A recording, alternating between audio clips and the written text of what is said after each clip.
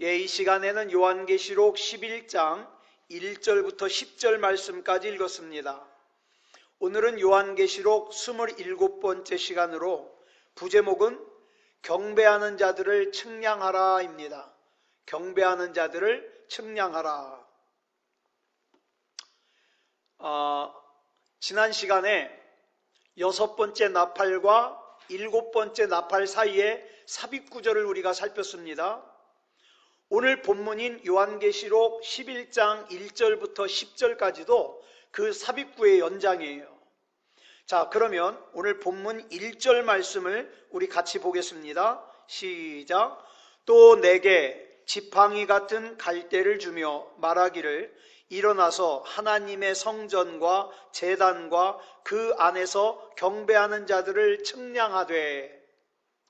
자, 여기 보면 지팡이 같은 갈대가 나옵니다. 아니, 지팡이면 지팡이고 갈대면 갈대지.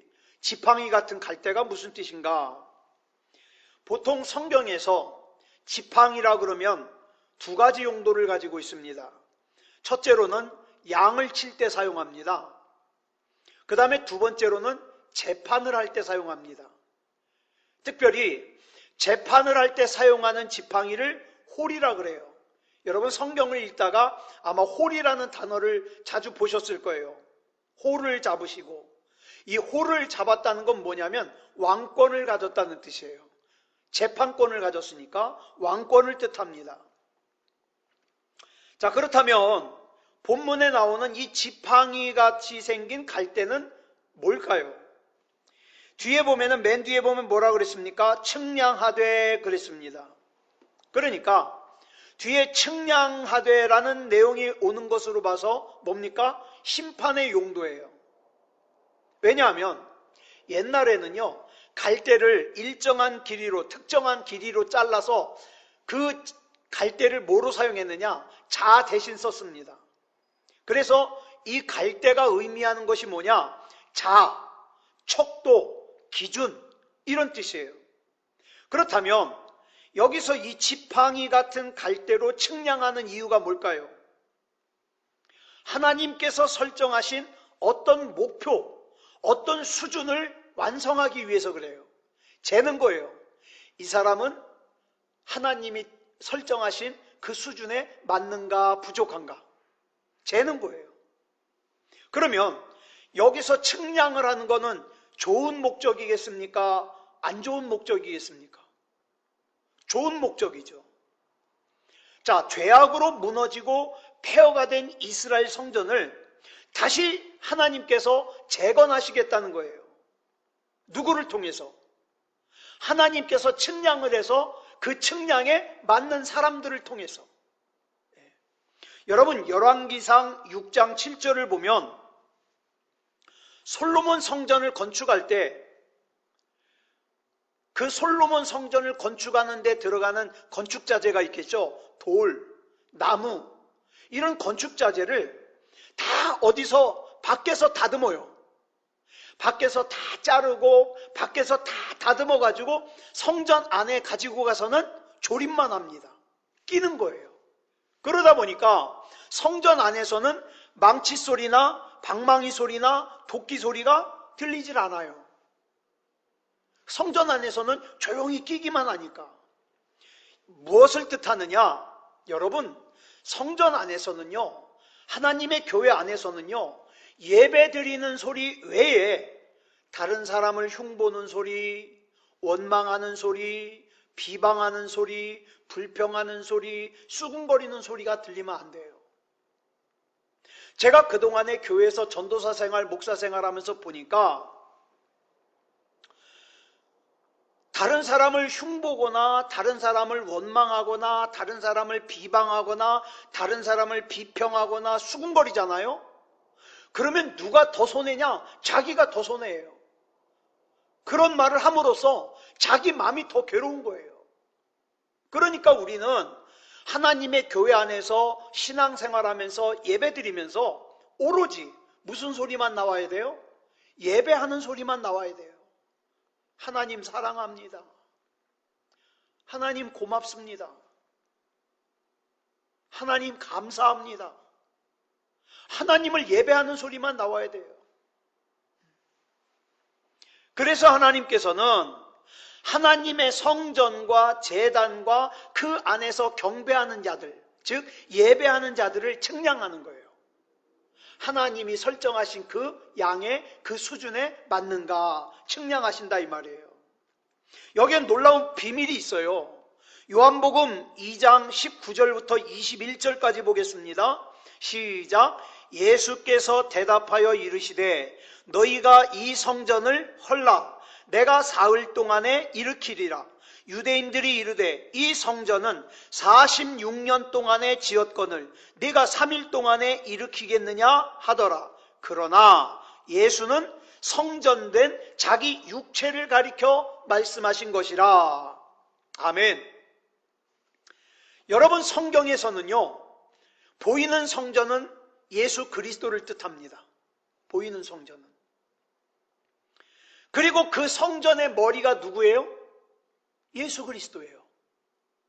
나는 참 보잘것없지만, 나는 참 약하지만, 나는 참 시험에도 잘 들지만, 그러나 내가 하나님을 예배하고 하나님의 영이 거하시는 성전이 되는 순간 내 머리는 누굽니까? 예수 그리스도예요.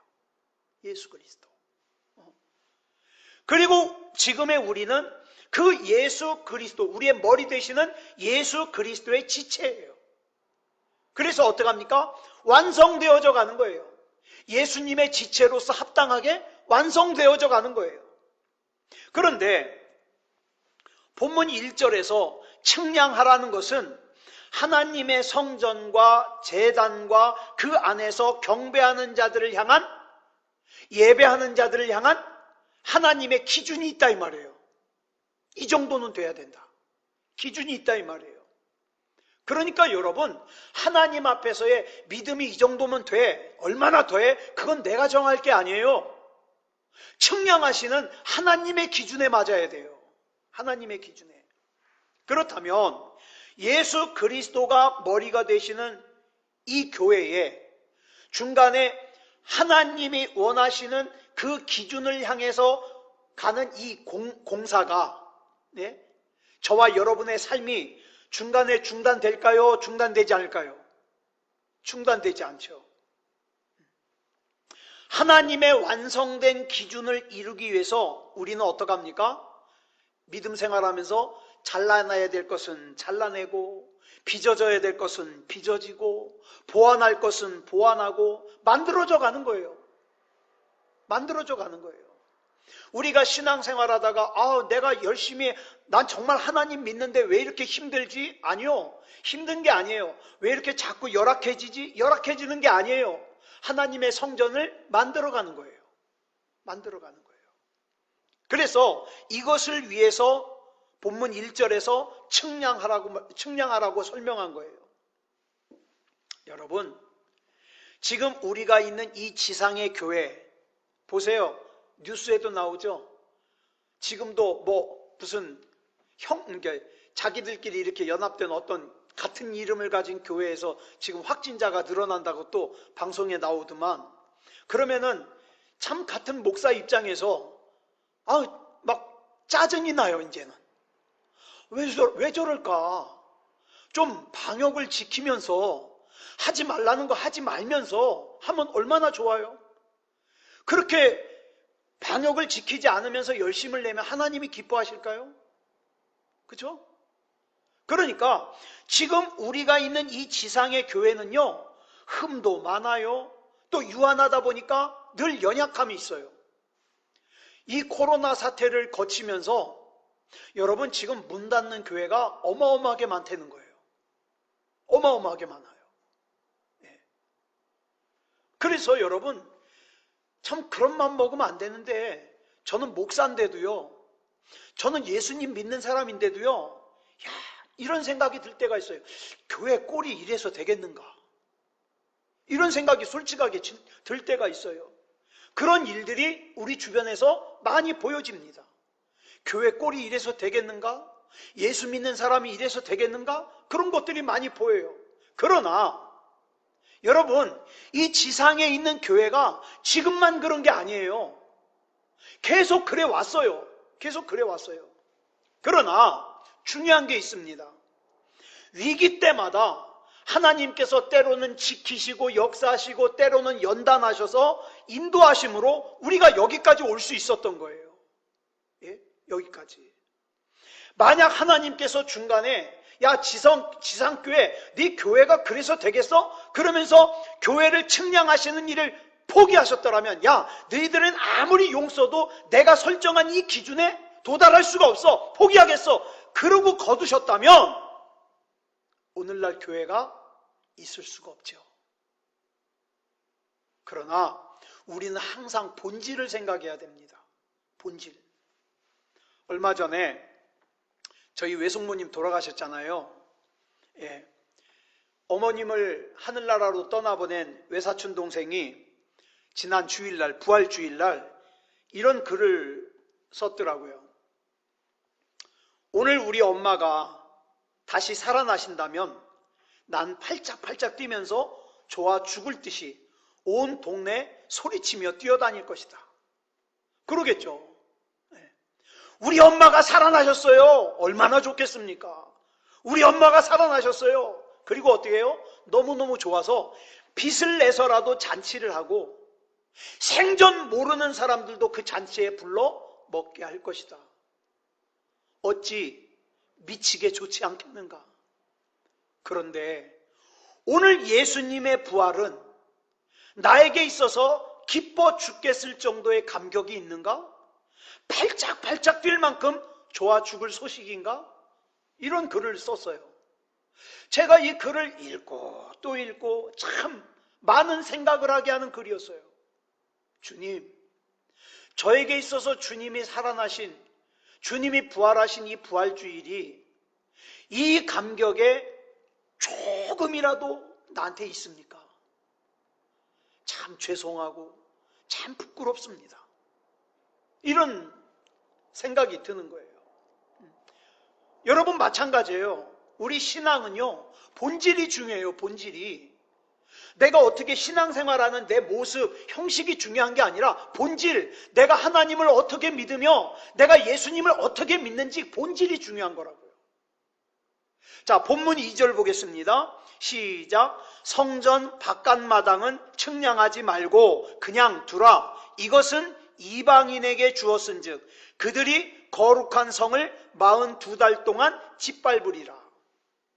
아까 우리 본문 1절에서는 어떻게 했어요? 하나님의 성전과 제단과 그 안에서 경배하는 자들을 측량하라 그랬어요.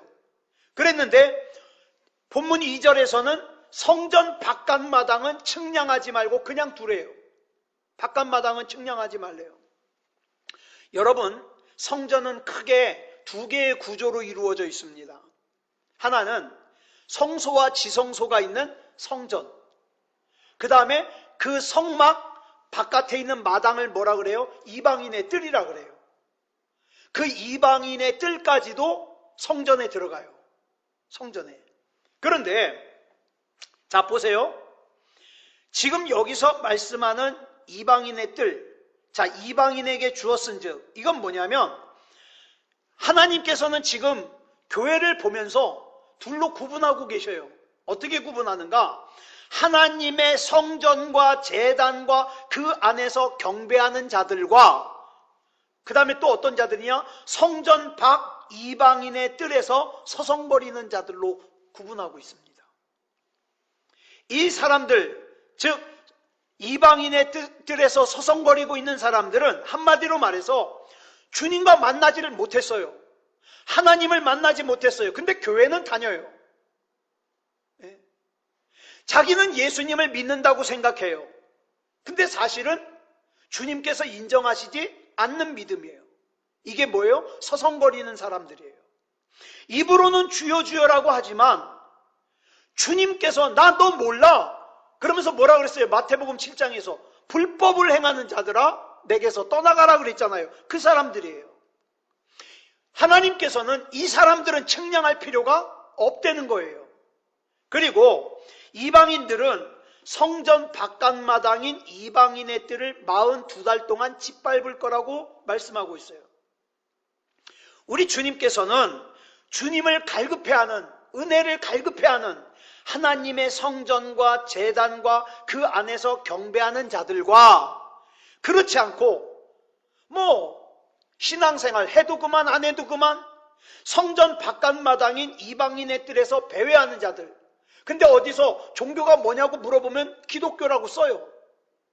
근데 배회해요. 서성거려요. 이런 사람들로 구분하고 있다 이 말이에요. 그로 인하여 거룩한 성이 이방인에게, 그 서성거리는 사람들에게 짓밟히는 기간이 42달이라 이 말입니다. 즉 주님과의 만남은 없고 교회만 다니는 사람들, 자기는 예수님을 믿는다고 생각하는데 사실은 주님께서 인정하시지 않는 믿음, 입으로는 주여 주여라고 하지만 주님께서 알지 못하는 불법을 행하는 자들이 영적으로 무너져서 신앙생활을 떠나고 교회를 떠나고 예배를 떠나는 기간이 42달이라 이 말이에요. 지금 우리가 그때를 살고 있어요. 그때를. 42달이 어디에 해당합니까? 3년 반에 해당해요. 날수를 계산해 보니까 1260일이에요. 이것이 무슨 얘기인지 본문만 가지고는 아직 잘 몰라요. 그러면 3절 보겠습니다. 본문 3절 시작. 내가 나의 두 증인에게 권세를 주리니 그들이 굵은 베옷을 입고 1260일을 예언하리라. 그러면 그렇게 망가지고 무너지는 상태에서 그대로 두느냐? 아니요. 우리 주님께서 42달 동안 외부 세력에게 성전의 바깥마당이 짓밟히는 1260일 동안에, 다시 말해서 주님과의 만남은 없고 교회만 다니는 사람들, 자기는 예수를 믿는다고 생각하는데 사실은 예수님이 인정하지 않는 사람들, 입으로 주여 주여라고 하지만 주님께서 알지 못하는 불법을 행하는 자들이 영적으로 무너져서 신앙생활을 떠나고 교회를 떠나고 예배를 떠나는 그 동안 1260일 동안에, 그러면 하나님이 방치해 놓느냐? 아니다 이 말이에요. 하나님께서 두 증인을 권세를 주신다는 거예요. 그래서 이 두 증인이 42달 동안 굵은 베옷을 입고 예언을 하는 것이 두 증인의 사명이에요. 이게 무슨 얘기일까요? 자, 본문 4절 보겠습니다. 시작. 그들은 이 땅의 주 앞에 서 있는 두 감람나무와 두 촛대니. 자, 보세요. 중요해요, 이제. 아까 말씀드린 두 증인이 누군가가 여기서 힌트를 주고 있어요.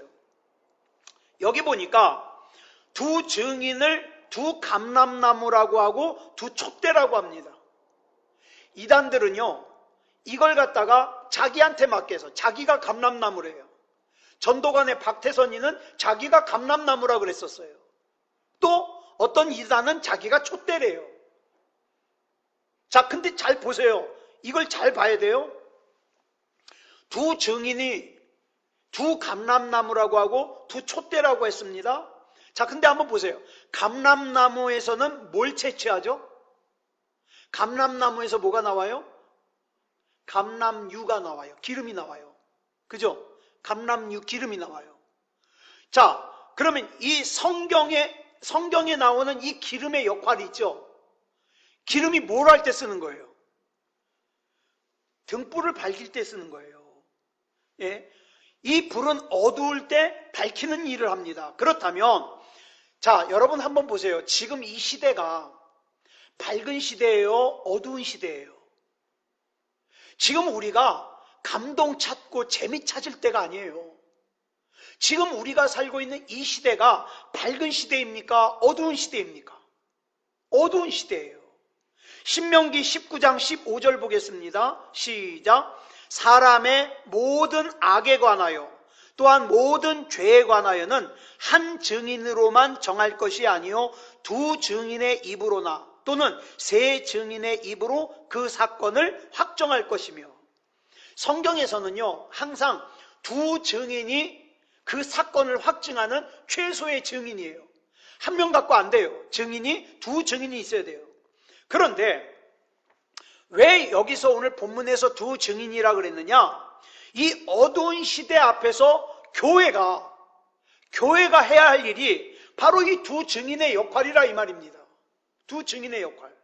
자, 본문 5절로 6절 보겠습니다. 시작. 만일 누구든지 그들을 해하고자 하면 그들의 입에서 불이 나와서 그들의 원수를 삼켜버릴 것이요, 누구든지 그들을 해하고자 하면 반드시 그와 같이 죽임을 당하리라. 그들이 권능을 가지고 하늘을 닫아 그 예언을 하는 날 동안 비가 오지 못하게 하고, 또 권능을 가지고 물을 피로 변하게 하고, 아무 때든지 원하는 대로 여러 가지 재앙으로 땅을 치리로다. 자, 보세요. 어두움을 밝히려고 증인이 빛을 발하잖아요. 그러면 어두운 세상은 항상 그 빛을 공격합니다. 공격해요. 그래서 예수님도 십자가에 못 박아 죽였잖아요. 선지자들을, 어떤 선지자는 톱으로 막 반토막 내서 죽이고, 어떤 선지자는 끓는 기름에 넣고, 어떤 선지자는 막 거꾸로 십자가에 매달아 죽이고 막 그러잖아요. 자, 보세요. 여기 보면 두 증인의 성격이 소개되는데, 한 증인은 권능을 가지고 하늘을 닫아 그 예언을 하는 날 동안 비가 오지 못하게 했대요. 여러분, 여기까지 하면 누가 생각이 납니까? 예? 권능을 가지고 비가 오지 않게 한 선지자 누구예요? 엘리야. 그죠? 엘리야. 그런데 이 엘리야 선지자가 하늘의 문을 닫고 비를 내리지 않은 기간이 얼마 동안이라고 나와요, 성경에? 3년 반, 42달이에요. 이 당시 이스라엘은 아하방의 왕비인 이세벨이 실제적으로 통치를 하면서 우상에 젖어 살던 시대예요. 그 시대를 향한 이 가뭄은요, 하나님의 심판이었습니다. 그런데 성경에 나오는 하나님의 심판 중에 가장 무서운 심판이 뭔지 아세요?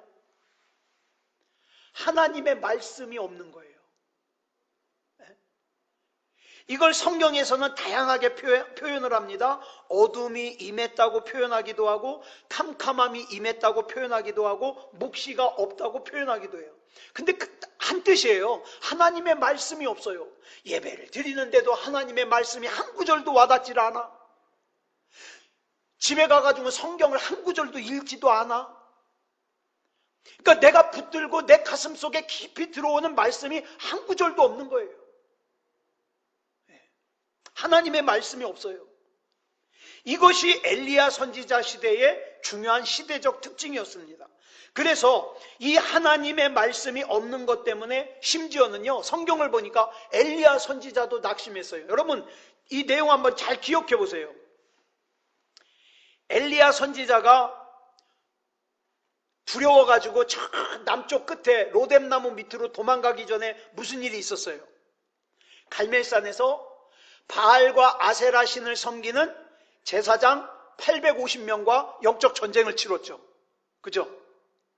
그런데 이 영적 전쟁을 처음에 제안한 사람이 누구예요? 성경 보셨으면 아시죠? 처음에 이거 하자고 제안한 사람이 누구예요? 엘리야예요. 그리고 대승리를 거뒀습니다. 근데 왜 그 다음에 도망갔을까요? 이상하지 않아요? 큰 승리를 거뒀는데 도망갔어요. 왜 그랬을까요? 잘 보세요. 이 엘리야가 겪은 일에는 굉장히 큰 문제가 있습니다. 뭐냐 하면, 이 장면들을 가만히 보면 엘리야 선지자는요, 하나님으로부터 불이 내리는 응답은 받았지만 하나님의 음성은 받질 못했어요. 이게 문제인 거예요.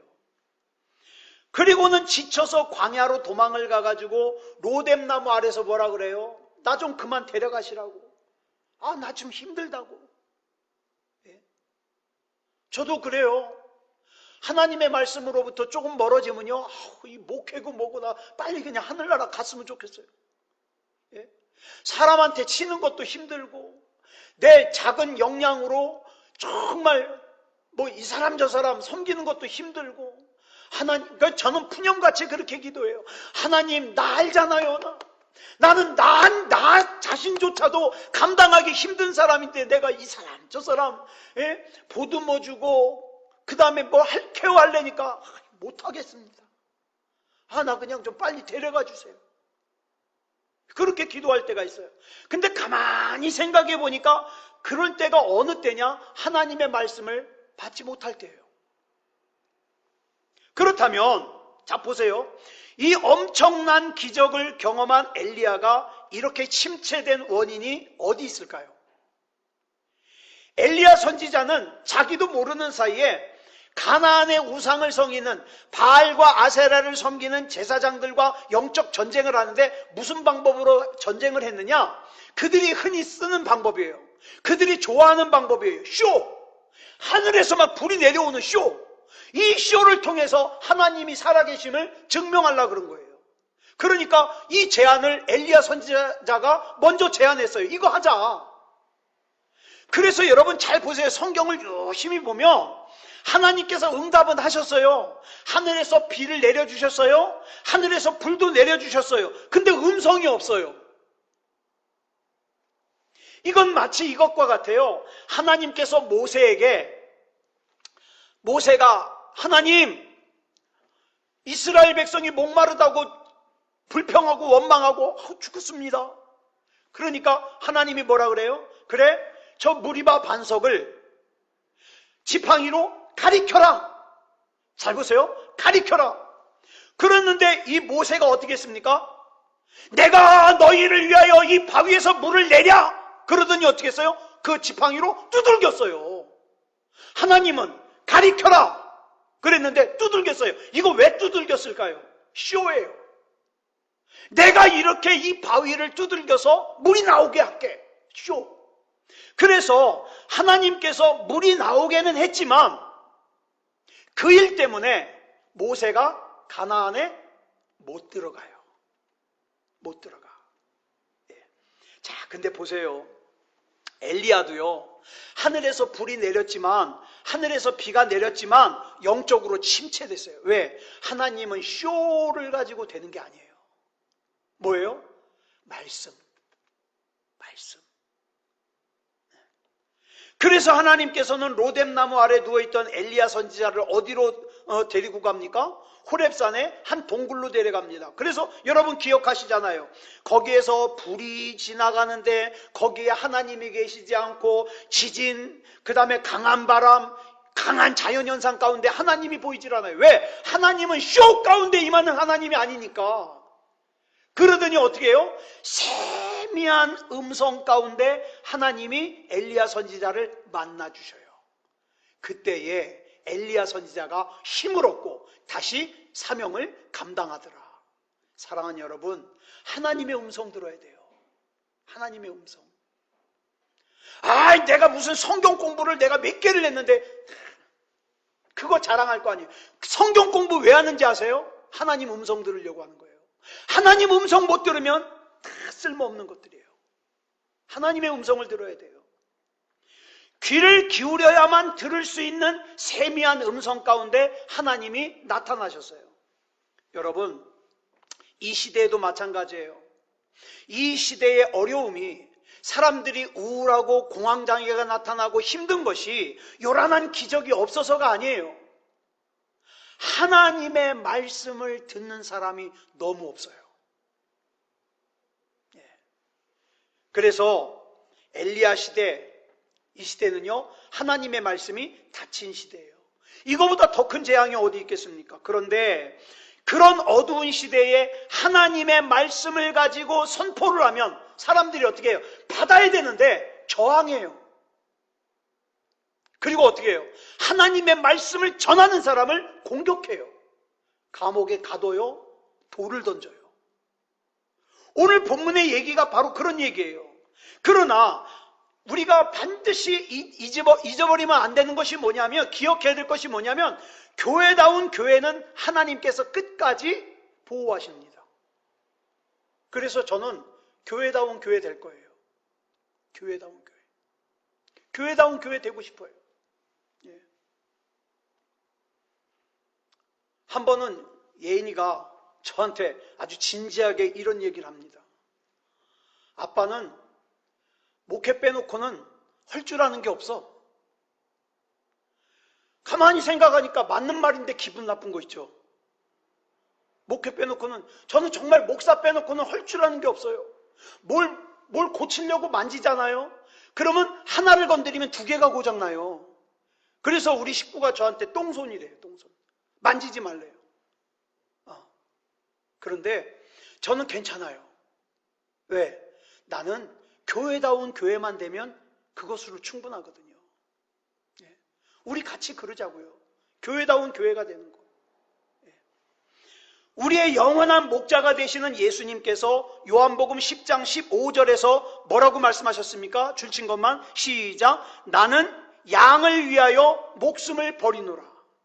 이 약속은 하나님의 교회 안에 들어와 있는 진정한 하나님의 백성과 성도는 하나님의 그 측량하심에 완성되는 그날까지 하나님께서 반드시 책임지고 지키시겠다는 뜻이에요. 그러니까 우리는 이렇게 생각하면 돼요. 나는 하나님이 보증하는 거예요. 끝까지. 이것은 심판을 말씀하시는 게 아니라 보호하시고 돌보시겠다는 뜻이에요. 그렇다면 이 본문에 나오는 두 증인의 역할이 뭐냐? 시대의 역사와 어둠을 밝히는 역할이에요. 여기서 말하는 선지자의 역할이라는 것은 무조건 사회를 비판하는 게 아니에요. 예수님께서 말씀하신 그대로 빛과 소금이 되어서 적어도 아주 사소한 작은 것부터 하나님의 말씀대로 살아내는 것, 하나님께 관심을 가지는 것, 하나님께 나의 모든 감각과 집중이 가 있는 것, 이걸 말하는 거예요.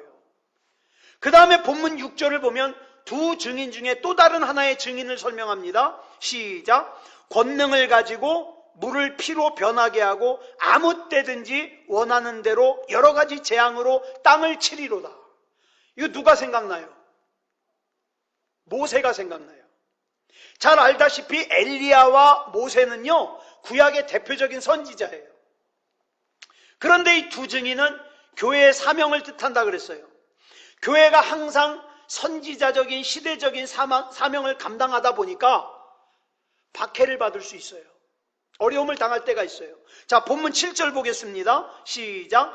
그들이 그 증언을 마칠 때에 무적행으로부터 올라오는 짐승이 그들과 더불어 전쟁을 일으켜 그들을 이기고 그들을 죽일 터인즉.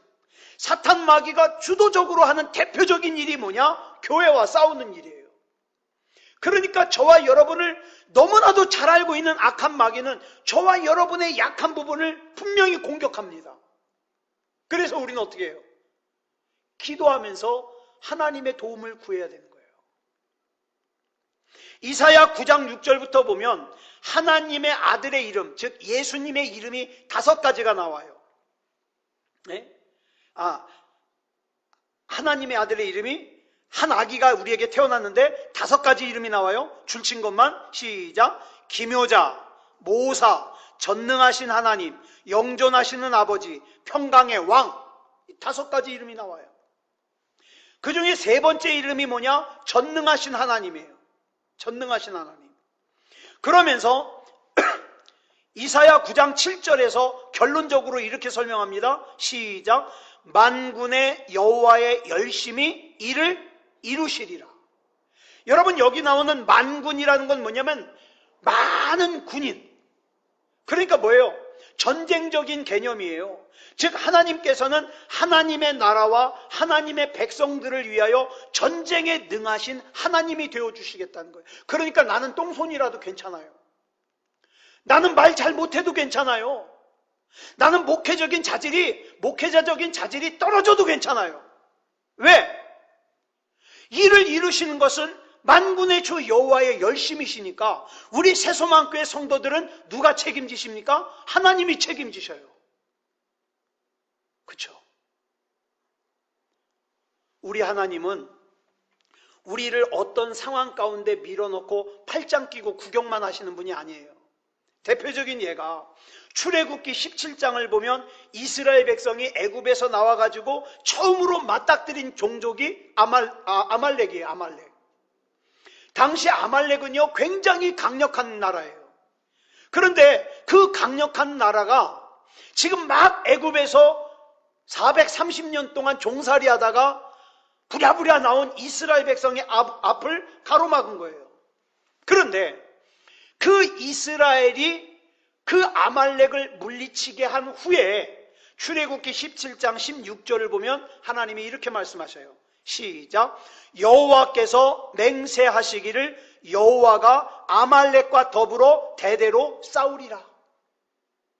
이 말이 중요한 이유가 이 싸움은 주님께서 다시 오시는 그날까지 중단되지 않아요. 여러분, 우리는 알게 모르게 우리도 지금 아말렉과 싸우고 있어요. 이 아말렉의 목적이 뭡니까? 저와 여러분 주저앉히는 거예요.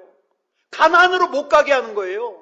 믿음다운 믿음이 되지 못하게 하는 거예요. 예배 못 드리게 하는 거예요. 교회에서 떠나게 하는 거예요. 이게 아말렉이 하는 일이에요. 그런데 이 전쟁을 하나님께서 내 대신 대대로 더불어 싸우시겠다는 거예요. 절대로 저와 여러분 혼자 싸우라고 방치하지 않으신다는 거예요.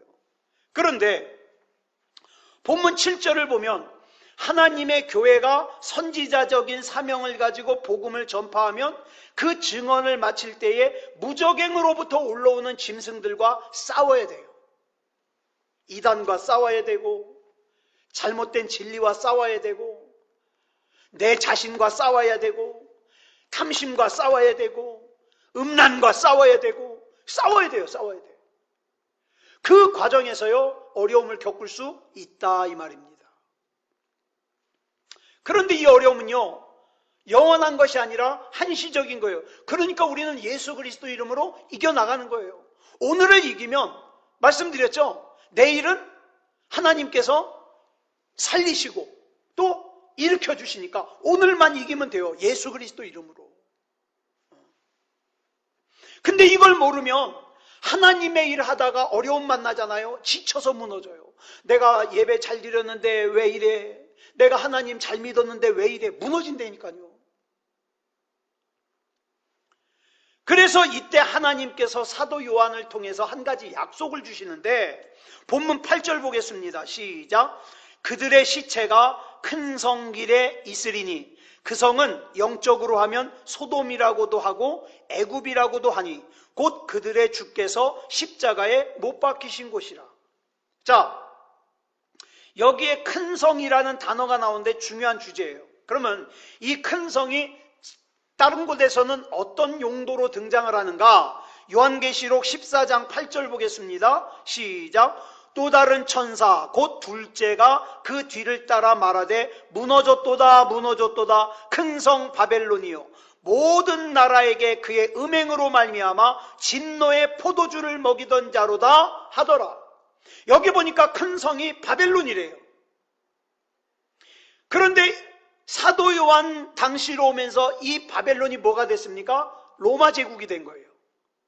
큰 성이.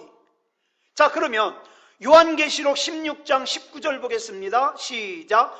큰 성이 세 갈래로 갈라지고 만국의 성들도 무너지니 큰 성 바벨론이 하나님 앞에 기억하신 바 되어 그의 맹렬한 진노의 포도주잔을 받으매. 이 말씀에서 우리가 반드시 명심해야 될 것이 뭐냐면 우리 하나님은 기억하신 하나님이에요. 우리가 뭔 일을 했는지 기억하셔요. 그런데 오늘 본문 8절을 보면 큰 성을 말하면서 그 큰 성을 소돔이라고도 하고 애굽이라고도 한다 그랬어요. 여러분, 소돔 그러면 뭐가 생각나요? 소돔. 음란, 타락, 그죠? 우리는 예전에 소돔성 그러면 막연하게 죄 많은 곳, 타락한 곳 이렇게 생각했는데 요즘 우리가 살고 있는 세상이요 별반 다를 바가 없잖아요. 얼마나 타락을 했는지. 근데 여러분, 영어로 이 소돔에서 나온 단어가 뭐냐면 소돔이에요. 소돔이.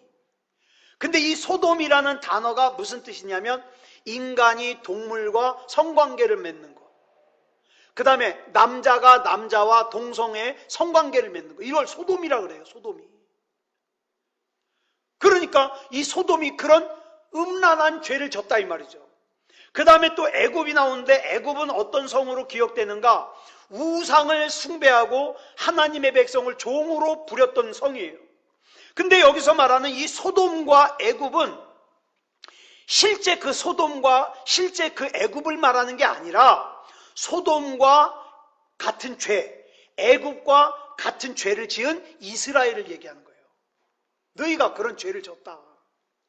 그런데 본문 8절 앞부분을 보면 그들의 시체가 큰 성길에 있으리니 라고 한 말이 시체가 큰 성길에 있대요.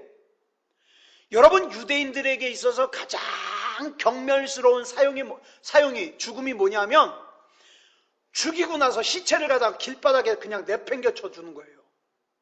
이거 2번 죽이는 거예요. 근데 지금 이런 일을 누구에게 한다는 거예요? 복음을 전하는 사람들에게. 복음을 전하는 사람들에게. 자, 그런데 한번 보세요. 본문 9절로 10절 보겠습니다. 시작. 백성들과 족속과 방언과 나라 중에서 사람들이 그 시체를 사흘 반 동안을 보며 무덤에 장사하지 못하게 하리로다. 이 두 선지자가 땅에 사는 자들을 괴롭게 한 고로 땅에 사는 자들이 그들의 죽음을 즐거워하고 기뻐하여 서로 예물을 보내리라 하더라. 자, 보세요. 이 두 선지자가 땅에 사는 자들을 괴롭게 했어요. 뭘로? 하나님의 말씀으로. 여러분, 죄 많은 이 세상은요, 하나님의 말씀을 들으면 괴로워요. 왜? 내 죄가 생각이 나고 내 죄가 보이니까. 그래서 이 땅에 사는 자들이 어떻게 합니까? 이 두 선지자를 죽여요. 여기서 죽인다는 건 실제로 죽인다는 뜻도 있지만 박해를 해요. 괴롭혀요. 뒤에서 막 온갖 있지도 않은 얘기를 막 지어서 만들어요. 괴롭게 해요. 그래가지고 이 복음을 전하던 선지자가 힘들어하니까, 죽으니까 땅에 사는 자들이 어떻게 해요? 그걸 보고 좋다고 즐거워하고 기뻐해요. 그리고 뒤에서 작당 모의를 해요. 여러분, 말세에는요, 이렇게 하나님의 복음을 붙들고 살려고 하는 하나님의 자녀들이 곤고함을 당해요. 그리고 하나님이 없는 사람들은 하나님의 자녀들이 곤고함을 당하는 걸 보면서 좋아해요. 그들의 죽음을 즐거워해요. 기뻐해요. 그러면서 어떻게 해요? 예물을 서로 주고받으면서 좋아한다 이 말이에요. 그러니까 여러분, 우리가 지금 살고 있는 이 세상에서 하나님의 영이 없는 사람들이 이유 없이 교회를 싫어하고 하나님 믿는 사람들 싫어하는 거 전혀 이상한 거 아니에요. 다 성경에 기록되어 있는 얘기예요. 그럼에도 불구하고 내가 하나님의 자녀로서 살아가야 되는 이유가 뭐예요? 하나님 앞에 측량되기 위해서, 그리고 오케이 사인을 받기 위해서. 그래서 우리가 믿음을 지키는 거예요. 여러분, 저와 여러분이 이 땅을 살아가는 존재의 이유와 우리의 소망은 어디 있습니까? 하나님께 있습니다. 그러니까 우리는 날마다 하나님 영광 받아 주시옵소서. 내가 오늘을 사는 것은 하나님을 위해서입니다. 하나님께서 부족한 나를 붙잡아 주셔서 나를 통해서 기뻐하시고 나를 통해서 영광 받아 주시고 하나님의 뜻을 이루어 주시옵소서. 이렇게 고백할 수 있는 거예요. 아무쪼록 이렇게 고백이 있는 삶을 사는 저와 여러분이 되시기를 그리스도 예수님의 이름으로 축복합니다. 기도하겠습니다. 사랑의 아버지 하나님, 감사합니다. 오늘 또 요한계시록 11장까지 나눴습니다. 사랑의 아버지 하나님, 이 땅을 살아가면서 하나님의 음성이 들려지길 원합니다. 하나님의 음성이 깨달아지길 원합니다. 그래서 세상은 어두워지지만, 악해지지만 우리의 믿음은 그 어두움 가운데서 더욱더 빛이 나기를 원합니다. 믿음다운 믿음이 되게 하여 주시옵소서. 우리 주님께서 붙잡아 주실 줄 믿사오며 그리스도 예수님의 이름으로 감사하며 기도드렸사옵나이다. 아멘.